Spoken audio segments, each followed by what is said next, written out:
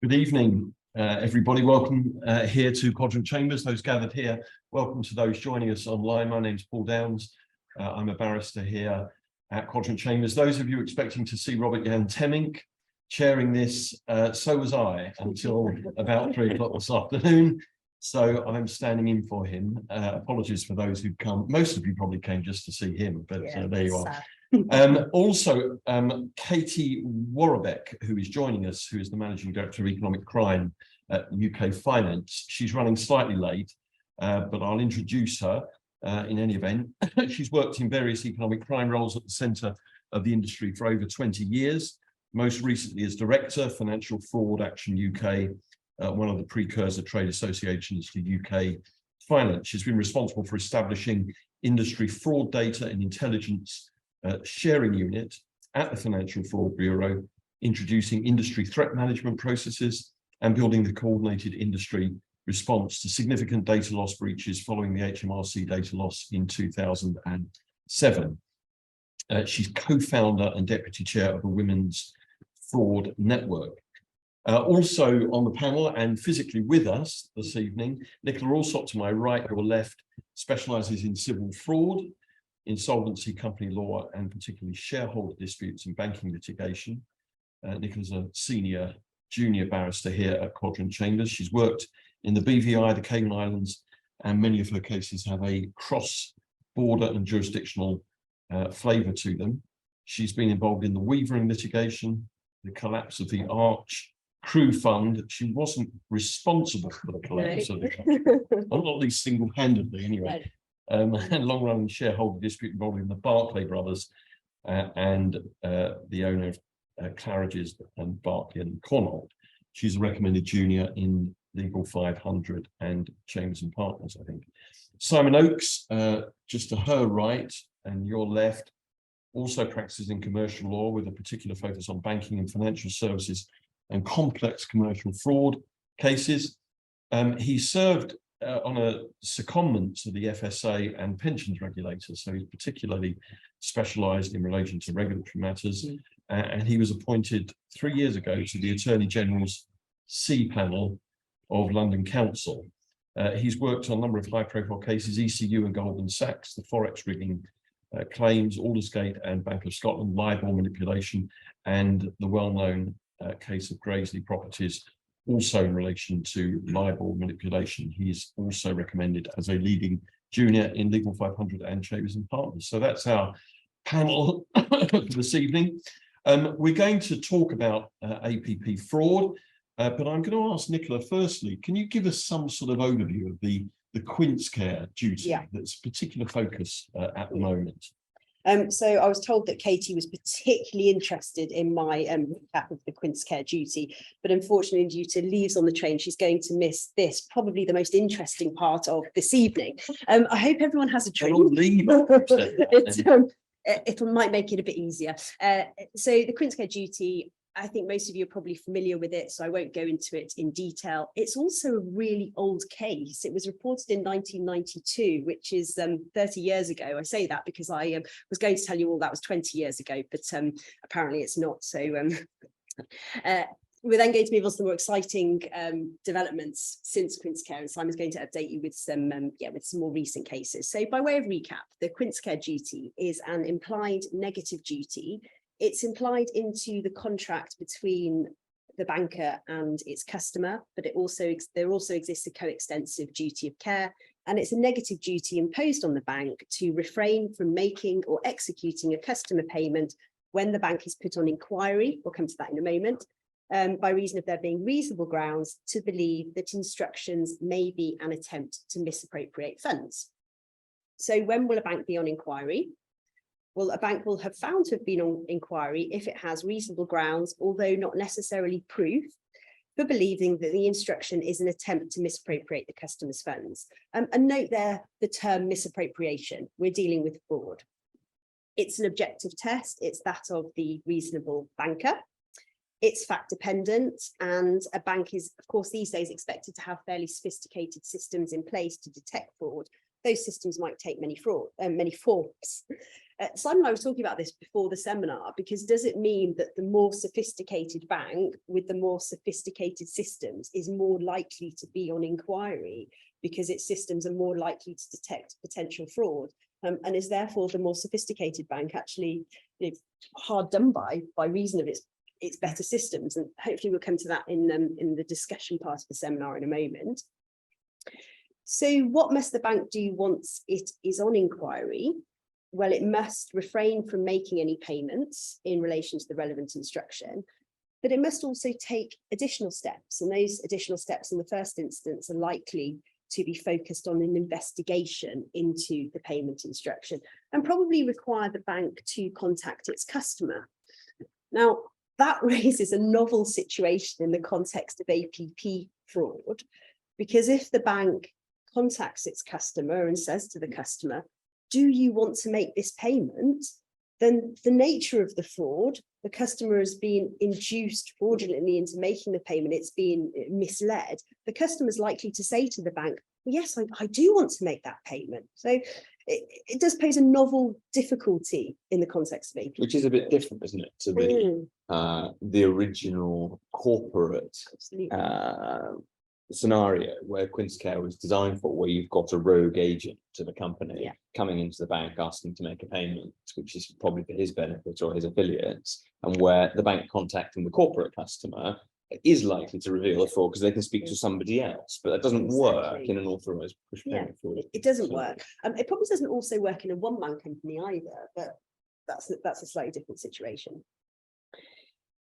What if the bank fails to comply with the duty? If the bank fails to prevent the payment instructions when it is on inquiry, it will likely be liable for a breach of the Quincecare duty. Should any fraudulent payments be made as a result, the bank's customer will have a cause of action against the bank, presumably for the extent of the fraudulent payments. Before we move on, I'm just going to identify 3 limits to the Quincecare duty, not exhaustive. Firstly, when it was originally formulated, and this is the point that Simon made just a moment ago, it was a duty that was directed towards the bank's business customers, and in particular its corporate customers. And that's because the corporate customer had a separate legal personality as a separate legal entity, and the duty was intended to protect the company from misappropriation of funds by its trusted agent. So the classic Quincecare situation was the rogue director who was acting for his own purposes and trying to siphon money away from the company. And as Simon said, you can imagine in that situation that the possibility of the fraud being unearthed was very real. A telephone call to a co-director in the company could have revealed that, in fact, this rogue director was on the cusp of misappropriating the company's monies. But as we will hear from Simon in a moment, it may be that the duty is no longer limited to a bank's business customers. And of course, or to its corporate customers, sorry. And of course, the question then arises, well, is the duty then at large? Is it owed to anyone? Should there be further restrictions before a duty is found? Second limitation in terms of the duty, we are talking about fraud. There must be fraud in the background. Negligence on the part of the customer's agent is not sufficient. The third limitation, it may be possible to modify the Quincecare duty by suitable contractual terms. That was addressed in the fairly recent decision of Mrs. Justice Cockrell in the Nigeria and JP Morgan case. Now, in that case, the court noted that should a bank wish to exclude the application of a Quincecare duty, detailed wording to that effect would be needed. And the wording in that case wasn't sufficient. So consider whether wording in another case might be sufficient to exclude the duty as a whole. But however, in that case, it was found that the wording was sufficient to impose a higher standard, that of gross negligence, rather than simply the negligence type standard that was otherwise found in Quincecare cases. And so that's quite an interesting development in the law, possibility of banks being able to exclude, although for my part, I think that banks should be extremely cautious before proceeding on any assumption that a term would be sufficient to exclude the duty from even coming into existence. So that's Quincecare, that's 30 years ago. Yeah. Nothing very much in the last 30 years. What's happened recently? Yeah, well, as you say, nothing very much happens for a really long time, until about 2019. or shortly before that, because suddenly everybody gets interested in the idea of Quincecare again, that liquidators in particular, I think, wake up to the idea that this is a way to claw back money for companies which have been defrauded. And so it starts getting worse, in particular for banks from about 2019. As you say, JP Morgan in Nigeria, the first instance decision in that is in 2019. And that's a case where that's not an authorized push payment fraud case, but it's a case where JP Morgan paid out about $1 billion from an account, which was the account of the Federal Republic of Nigeria, paid it out to a company that was strongly affiliated with a disgraced former finance minister. He gets the money, happy days, not so great for Nigeria and potentially not so great for JP Morgan. And at first instance, Professor Burrows QC, as he was before his incredibly rapid elevation to Supreme Court, said that in the fight to combat fraud, banks with the relevant grounds for belief should not sit back and do nothing. And that is almost a policy statement that starts to run through the cases from 2019. Once Burrows says that, you see it cited in the judgments this year. And on appeal, Lady Justice Rose, as she was, built on that idea, saying that Quincecare isn't just a negative duty to avoid making payments, it probably includes a positive duty on a bank to do something more, to investigate, to establish whether there is substance to the bank's reasonable suspicion. And that has been put beyond doubt, the idea that there is an investigatory element now to the Quincecare duty in the 2019 case of Dewa and Singularis, which also went up to the Supreme Court.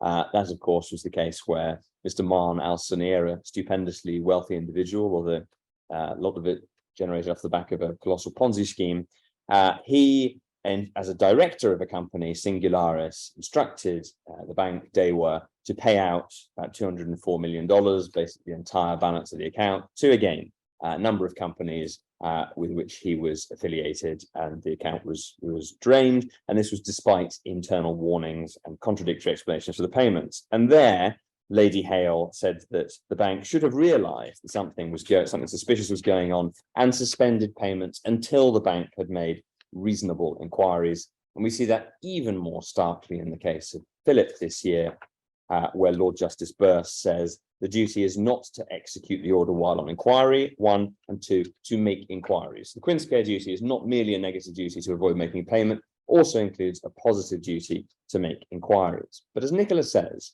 it was unclear whether the duty extends beyond that classic situation of a company and its director, of an agent of the company seeking to misappropriate the company's funds. And that has really been the key battleground over the last year or so.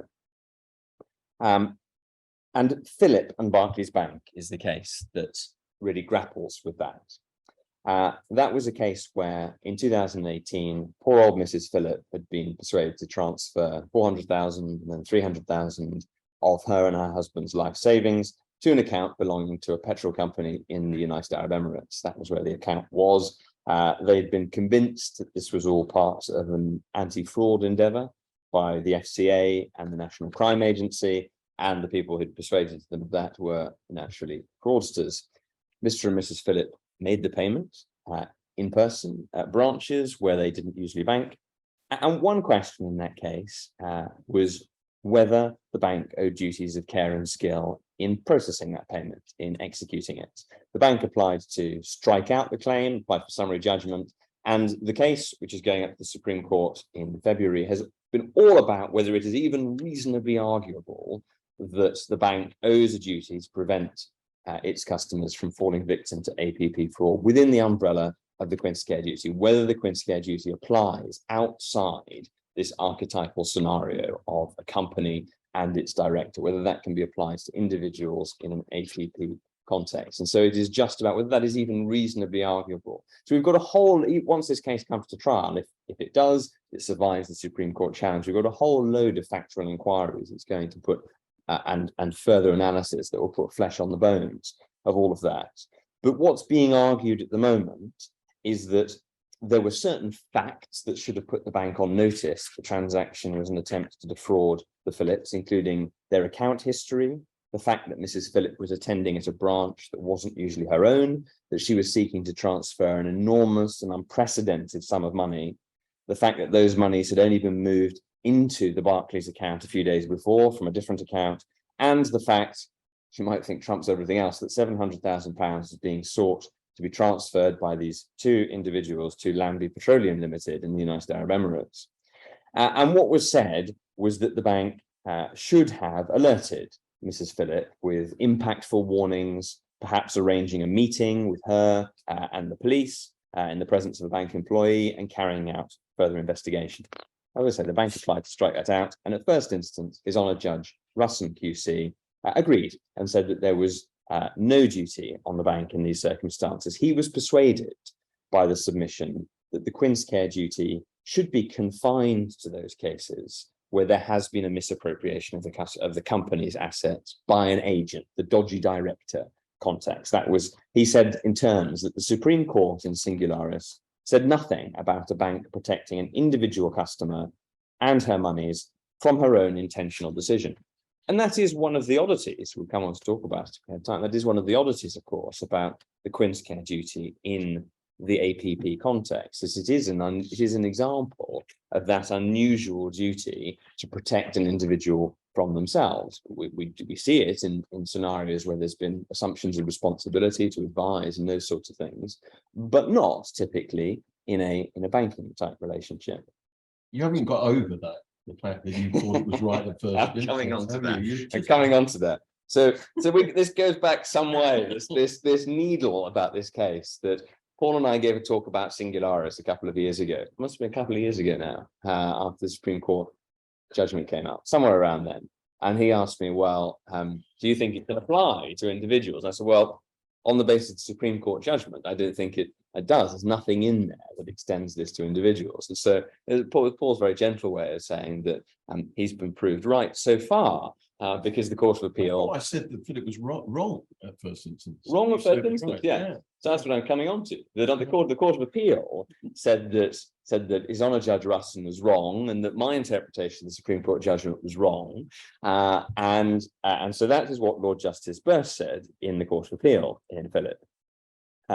That the ratio of the judgment, the only bit which is ratio, is that in terms, the duty on a bank to make inquiries and refrain from acting on a payment instruction does not depend on the fact that the bank is instructed by an agent of the customer of the bank. So Quincecare is not limited, the Court of Appeal said, to the dodgy director context. It goes beyond that. They haven't gone so far as to say that it does in terms apply to authorized push payment contexts, but they do say that it is reasonably arguable that an authorized push payment fraud type situation can fall within it. It's well established, though, isn't it, that bank owes a duty to a beneficiary of the trust.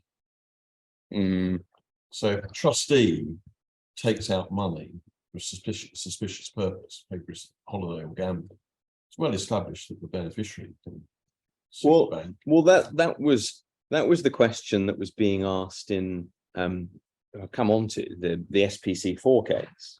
About whether in the Privy Council case, about whether Quincecare can be applied to protect the undisclosed third-party beneficiaries of a trust account. Welcome, Katy. Come and have a seat. Already introduced you, so you are introduced to everybody. Apologies. I'll come back to you, Katy, in a moment. Sorry. What Lord Justice Burst said is not limited to agents, doesn't depend on that, and that it is at least possible in principle that a relevant duty of care could arise in the case of a customer instructing their bank to make a payment when that customer is the victim of APP fraud. Now, he was hesitant about the idea, paragraph 60 of the judgment, he was hesitant about the idea of that reasonable ground to suspect trigger applying in the millions of, the way he described, the millions of low value backed transfers that go through more or less automatically. And he wanted that to be a question for trial, because that question is conditioned by whatever the ordinary banking practice was at the relevant time. So there's going to be, at trial, there will be factual evidence, expert evidence about what the ordinary banking practice was at the time, because that will inform the scope of this duty, whether it only really apply, they're only on the facts of this case, they'll only be considering what happens on this somewhat unique situation of a person going into a bank repeatedly, having actual conversations with human beings. But in other cases, there would need to be an examination of that evidence to determine whether the duty goes beyond that. So it doesn't definitively establish that the duty of care arises in APP cases, but it is clearly the obiter view of the Court of Appeal that such a duty would logically arise. And So that's what's going to happen in the Supreme Court then? okay. Well, I will answer that question in a second, but there's just one point that I want to just pick up on before I leave this case.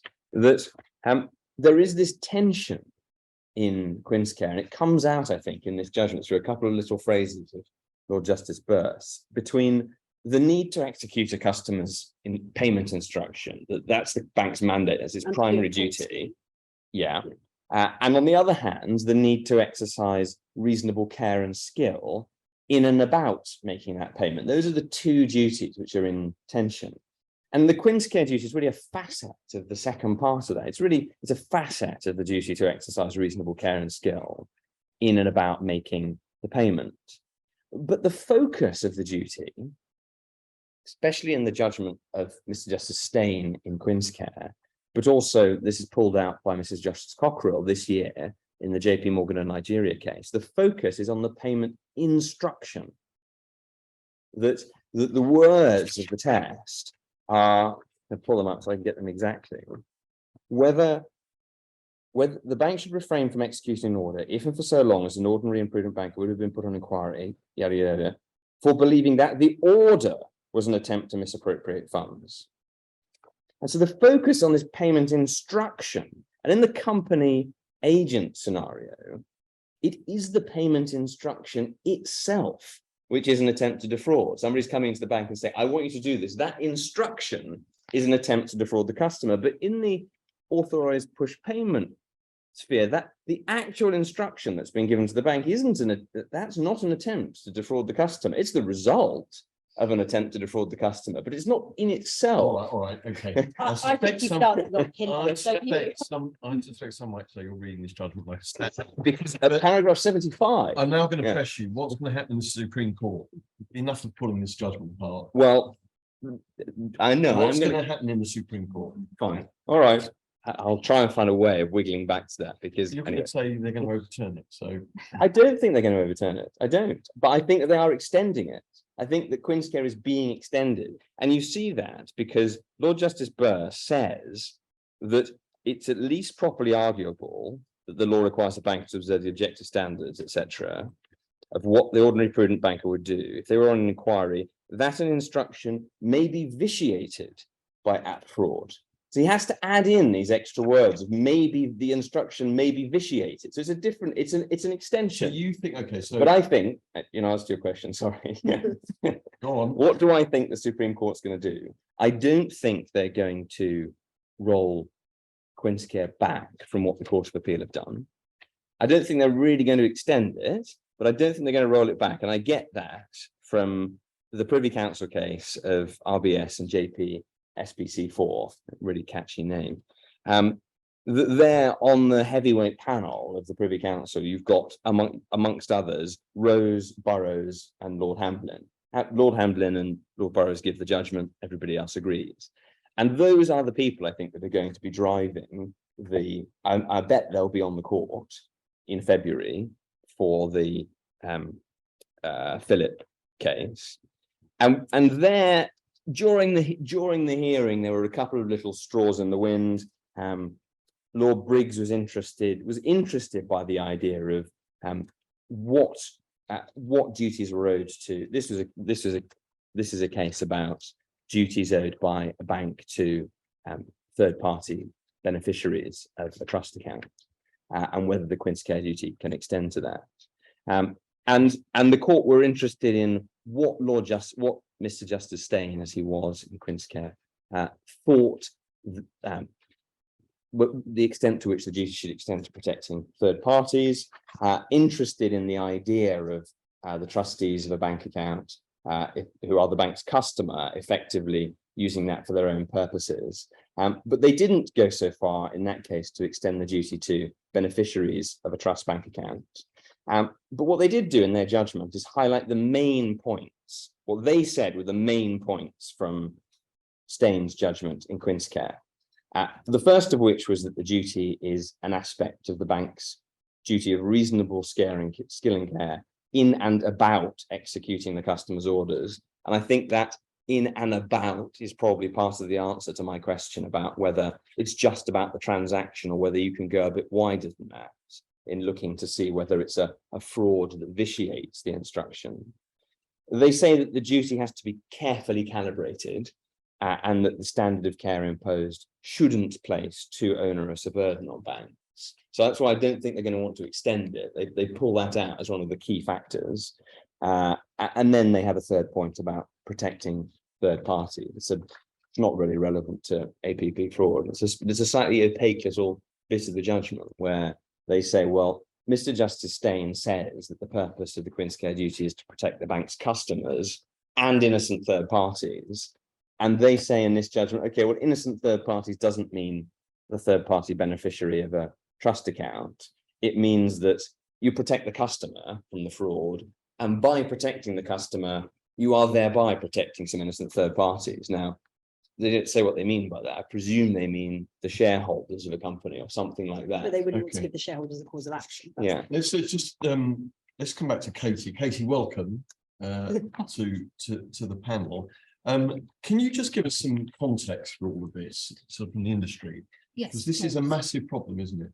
Yes, it is. So apologies again, ladies and gentlemen, but yes, so full disclosure, I am not a legal person, so I'm here to give the context, as you said, about what we're seeing in terms of fraud. So push payment fraud is one of the biggest threats facing us in the industry. So if I look at the figures for the first half of this year, around £610 million lost to total fraud as far as our members, which are the sort of large banks and building societies reporting to us, have seen for the first half of this year, and about 250 million of that is push payment fraud. Now, and what sort of sums are these? Are these sort of small sums? It varies, and this is actually a really interesting question, because push payment fraud covers a whole multitude of things.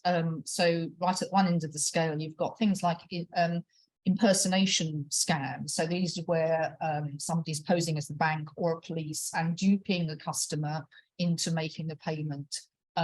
You know, with a story like your account's at risk, you need to move your money, or we're from the police, we want you to help us investigate an insider. This sounds, you know, ridiculous to us, but it's a lot very plausible. Can be life-changing sums of money at that end of the scale. And right at the other end of the scale, in the same bucket of push payment fraud, there are purchase scams, and these are simply where somebody is buying something online and is persuaded by the fraudster to, instead of using something like PayPal or a secure payment method, is duped into making a payment off the platform using faster payments. And that could be tiny sums of money, you know, sort of you know, very small sums of money sometimes, but they are still called push payment scams. So you have a huge range and everything in between, really. So romance scams, you know, CEO, what they're so-called CEO scams, where people pretend to be somebody from the push company. is because it's the victim pushes the money to the fraudster. Exactly. Yeah. So unlike card fraud, for example, where it's fairly easy to actually see where a fraud has taken place, because you can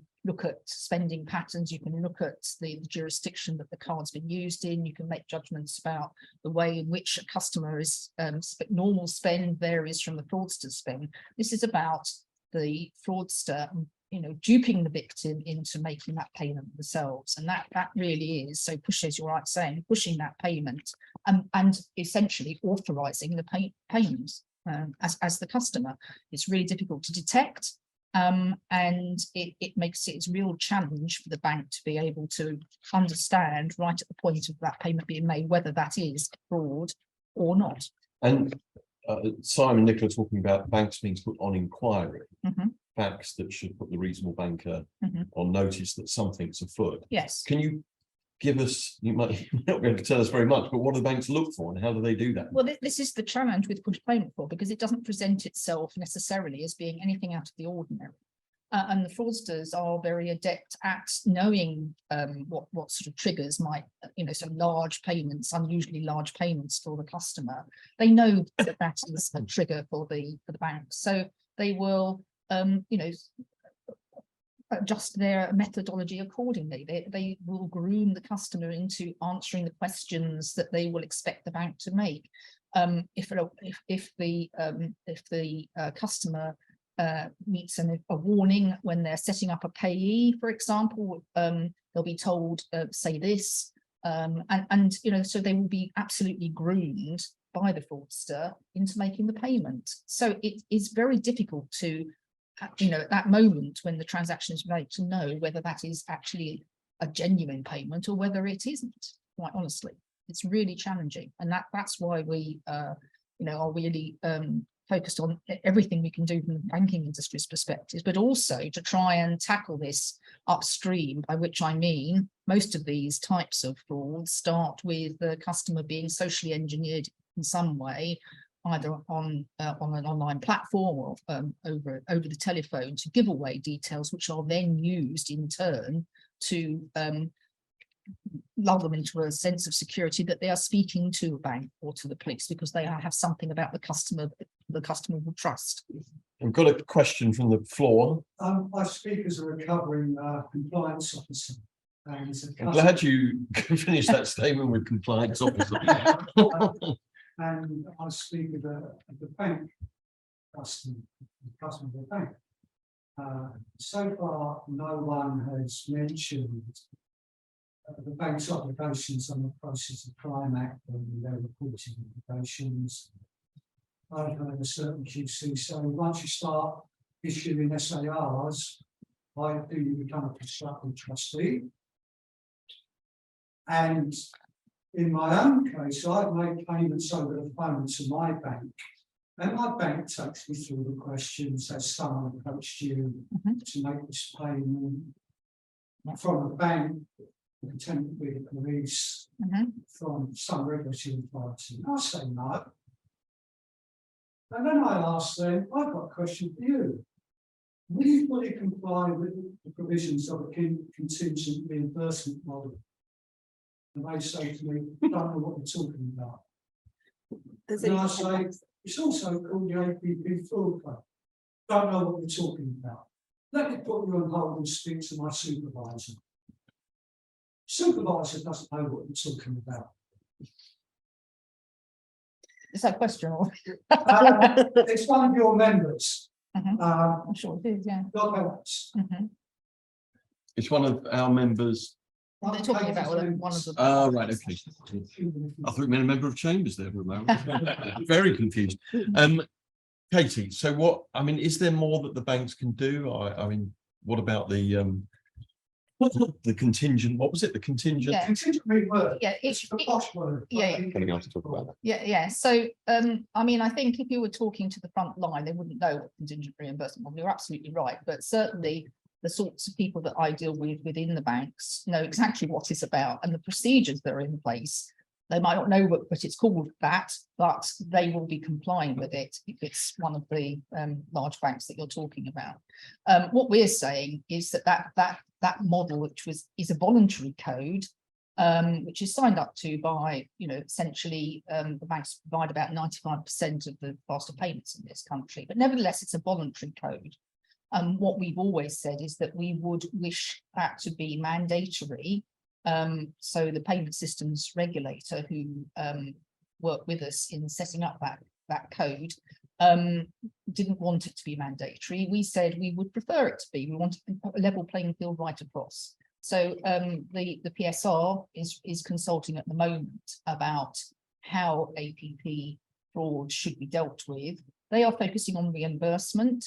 We are more concerned about preventing the fraud in the first place and detecting it afterwards. So because whilst reimbursement is important, clearly, from our perspective, the only way you're going to be able to tackle this type of fraud is by dealing with it at source, and people who are bringing risk into the system. So people like online platforms and the telecoms industry who whose vulnerabilities are causing people to be engineered have no liability in these cases. So whilst the banks end up paying for people's fraud, the people who are upstream causing it are not culpable in any way. So, we have an issue with that, really. We would like to see more effort and responsibility taken by those people who bring risk into the system. I wondered about that because if we have time, I'll come on to talk a bit about the CRM and the mandatory stuff that's coming in. Reading that, it's totally apparent to me that yes, it's focusing on reimbursement. But I wondered whether the purpose of that was to say, you're going to have to pay for it, banks, you're underwriting all of this risk, and therefore the onus is on you to go and engineer as much prevention as you can to educate your customers, to put better systems in place. That we're just going to we're just giving you the stick, and you can do whatever else you want to fix it. But is that the idea that by focusing on reimbursement, banks are really just being encouraged even more forcefully to focus on prevention? Yeah, well, that's absolutely right. It's supposed to be incentivizing the banks to do more. I think but you think about the issue is that the payment systems regulator is only focused on the institutions that it regulates. So it cannot, it has no responsibility for looking outside that. But what we argue is you need, the country, we generally need to treat this as an issue for everybody. It's not just a banking problem, and reimbursing the customer, important though it is not the way of tackling this type of fraud. You have got to tackle it from where it starts. You can't just wait until it hits the banking system, then go, well, you didn't see that bank, so therefore you have to pay out. What about the people who are bringing that risk into the system? And that's the issue I have with personally, because if you just focus on reimbursement, the fraudsters have got away with the money. That can't be right, can it? In my book, well, fair person that I am, I don't feel that's right. So, I mean, Nicola, what do you think of the Quincecare duty? Is this something that I'm going to cheat and ask just for a show of hands, because I'd be interested to know what the audience think. Can you put your hands up if you think in general terms the Quincecare duty is a good thing? And can you put your hands up if you think it's a bad thing? Okay, so I think we're almost, I didn't look at Simon, it's always contrary. It's not your case, but I saw. So I think that's unanimous in favour of the Quincecare duty. And overall, my view is that it is a good thing. I mean, the bank's providing a service. It's not dissimilar to the obligation that's commonly implied to provide a service with reasonable care and skill. And I ask rhetorically, although I know Simon's got a view on this, that why shouldn't the bank have to exercise skill and care in executing its customers' instructions?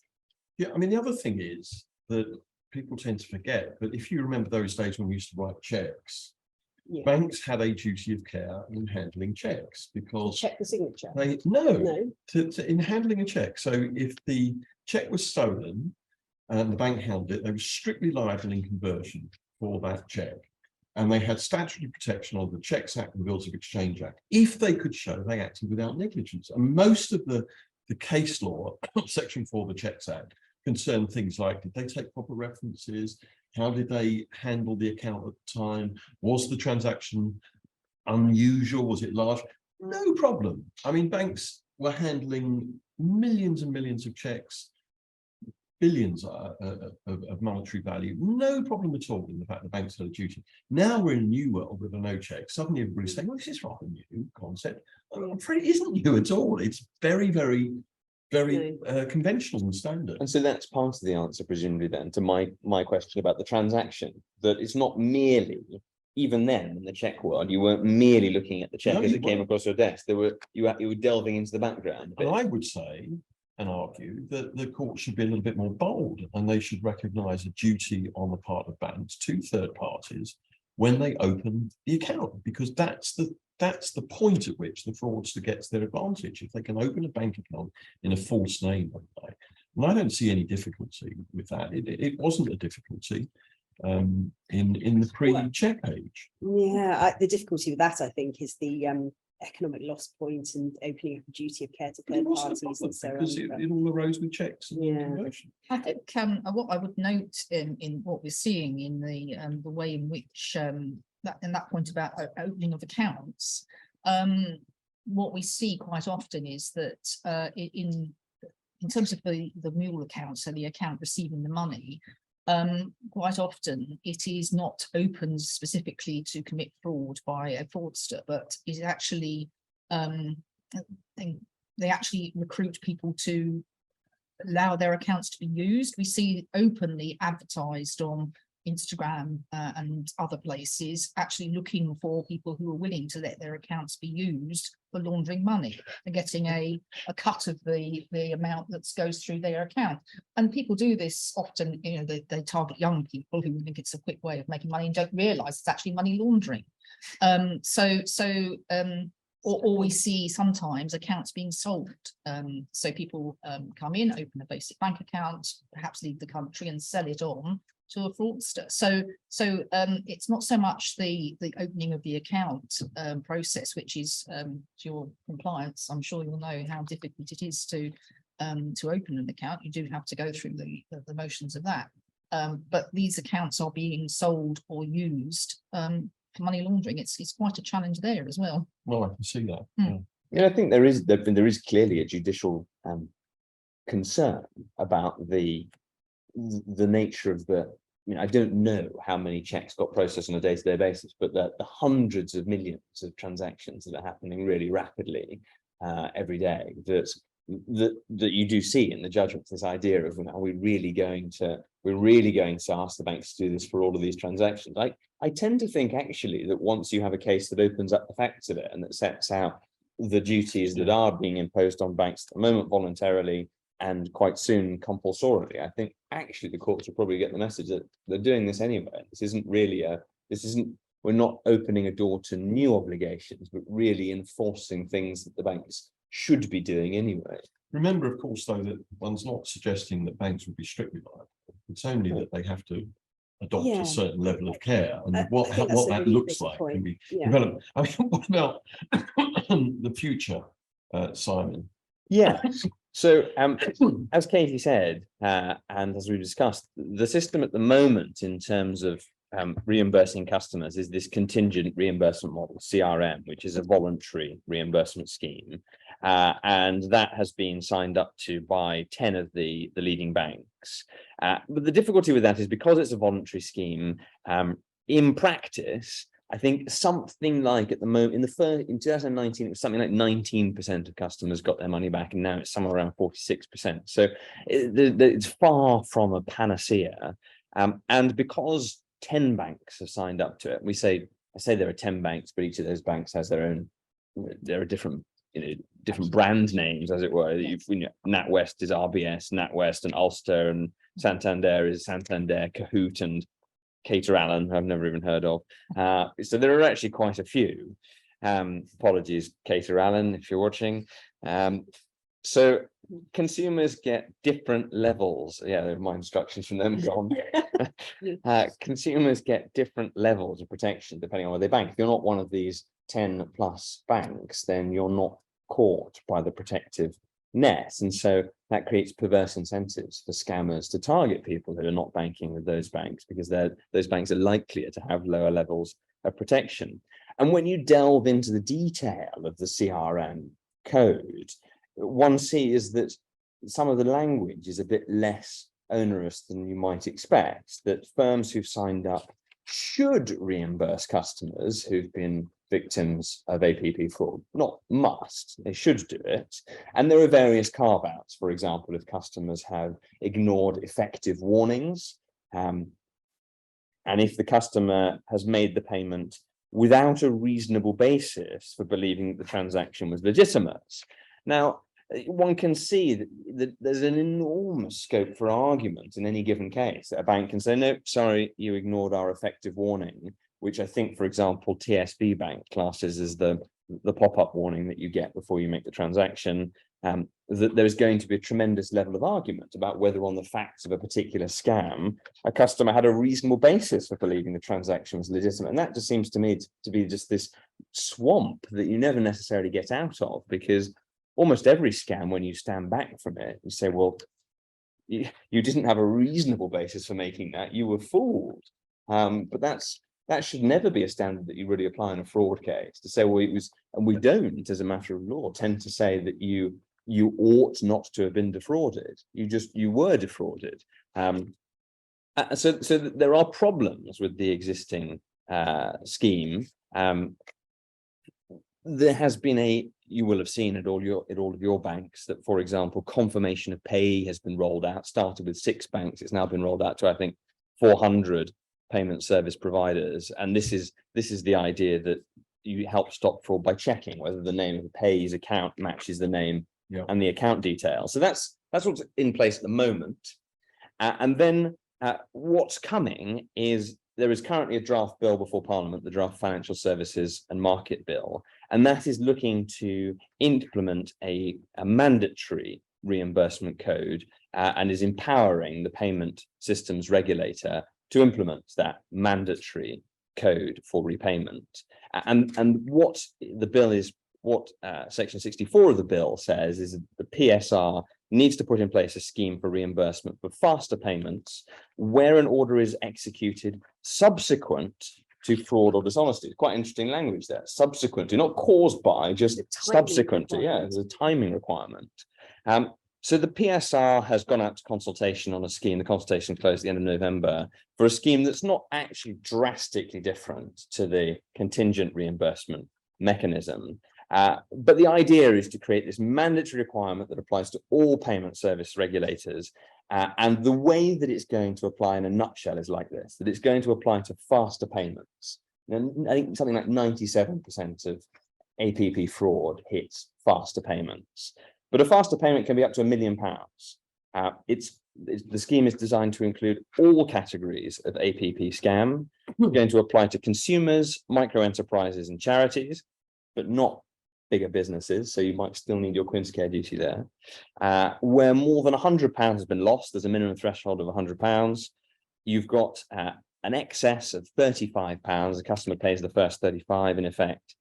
You've got 13 months from the date of payment to report this to your bank, and the bank, in theory, at the moment, on the consultation, has to reimburse the customer within 48 hours, apart from in exceptional cases where the customer is themselves involved in the fraud, or they've acted with gross negligence, which means a very significant degree of carelessness. So that would ticking that box. Yes, I want to proceed. Yeah, well, I mean, the devil will be in the detail, but for me, that is not a very significant degree of carelessness, ignoring the pop-up box. That's just mere carelessness. It's normal, isn't it? Yeah.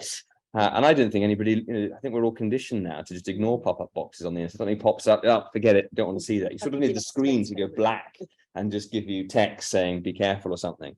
So it doesn't apply in gross negligence cases. It's not going to apply to vulnerable customers. It's not going to apply to chaps or international payments. And the proposal at the moment is the reimbursement gets split more or less 50-50 between the paying bank and the receiving bank. So that's a new thing. The receiving bank is going to be carrying the can for some of this. And so that is very much in a nutshell how that scheme is going to work. And you can see that there's going to be a causation issue because of the subsequent to fraud question. It's going to have probably a lower bar than what exists at the moment. It's obviously going to impose a really quite significant cost burden on the banks if £200 million, if more of that every year is being underwritten by the banks. Although I note that actually in the grand scheme of things, last year, the FCA imposed £500 million of fines on the banking industry. So £200 million spread across all the banks. Maybe it's not so bad. Not that much. Yeah. So I think that probably brings us to the end of the panel session, but I'll just, if there's any questions from the floor, we might need a microphone so that people watching online can hear. Can we get a microphone down the front row? It's very sophisticated and has a long wire. I have a loud voice, so Okay. thank you, very interesting indeed. I have a number of questions and observations, if I may. First of all, most customers, when they complain to their bank, are referred to their complaints procedure, which has a fallback to the Financial Services Ombudsman. Question, what is your experience of their effectiveness, and is there any pattern in the decisions that they make on these questions, whether it's to do with the CRM or generally? Yeah, well, I think as a customer, you tend to get a reasonably good shake from the FOS, because their the test they're applying is a lower standard in the court. It's what's fair and reasonable in all the circumstances in accordance with legal principles. So I tend to think that okay, it's rough and ready justice because you're not getting a judge, but you're getting a lower standard. It's a more of a nebulous concept of fairness and justice. And for example, I was looking at a case just today where the FOS specifically took into account the standards that were meant to be followed in the CRM in making the award to the customer. I think it was about 15,000 in dispute in that case. So yes, I think the FOS takes the CRM into account and will no doubt take the mandatory system into account even more. And I think broadly speaking, you get a better result out of it. When you think about the mis-selling scandal, for example, out of the FOS, reasonably good results, out of the court, hopeless. Was there another question? There was, if I may. You talk about the Quincecare as a contractual duty. Is there not, however, also a breach of regulation? So if Nicola, you mentioned that there's something perhaps a bit bizarre about sophisticated banks being more liable than unsophisticated ones. Can I More likely to be on inquiry, I think. Yes. Can I put another perspective? Yeah. I believe that the sophisticated banks are actually the small modern ones because they have Startup technology. The big banks have very ancient, very legacy systems. Yes. And I understand that the ability for the big banks generally, with some exceptions, to have automated IT-driven alert systems to warn them that a transaction or to put them on inquiry are less common than in the modern challenger bank. Do you have a? I mean, I'm not privy to the bank systems, obviously. I think that what's reasonable, it's a question of reasonableness, it's a question of objectivity, and whether or not the court in that context would take into account, perhaps, here I'm dealing with a multinational bank with millions of customers processing X payments a day. And so I couldn't expect that bank to be on notice. But whereas if I'm looking at a smaller startup with these systems and so on, I think that even applying reasonableness, because it's fact sensitive, you're more likely to get the duty applying in the case of the smaller bank. They're just more likely to be on inquiry on the facts if, for example, that smaller bank has got more sophisticated systems. I'm sorry, I have to say I find that bizarre comment because the big banks, Say what you really think. well, I was saying with that, but the big banks have the technical expertise and the money to implement the same systems that the startup banks. Could I just comment on that as well? Because I think one of the observations I'd make on the back of that is the assumption that having a wonderful IT system is going to be the answer to it, to the problem. But you know, what we have to remember in terms of push payments, we're dealing with con men getting the customer to make a payment. It's, you know, you can have a sophisticated system as you like, but if the customer is making the payment and is doing everything that they would normally do, it's really difficult to detect it because they're not doing anything out of the ordinary. Time is nearly gone. I think just a very quick last question, then we'll stop for drinks and people can ask panel members individually. Yes, go on, very quickly. You mentioned banks' other duty to effect payment instructions. Given the focus on protecting customers and putting in place systems to detect those, what do you think the court's approach is going to be to claims for losses suffered by people who have time-sensitive payment instructions refused by the banks because they consider systems? Yeah. I think that's really interesting. Yeah. You've got 10 seconds, Simon. I think that the cure will be in the contract, that with historic cases, you probably be okay because the court won't apply this kind of rigid Quincecare. Going forwards, if Quincecare gets tightened up, you need to change your terms and conditions to give yourself a carve out for it. Nicola. I'm not sure I can improve on that. I think the courts would be sympathetic to a bank in the position of not acting immediately on a payment instruction and going through some processing. Yeah, yeah, the question would be whether it's negligent. Right, that's our evening. I thank the panel, thank Katy, Thanks. Simon and Nicola. Join me in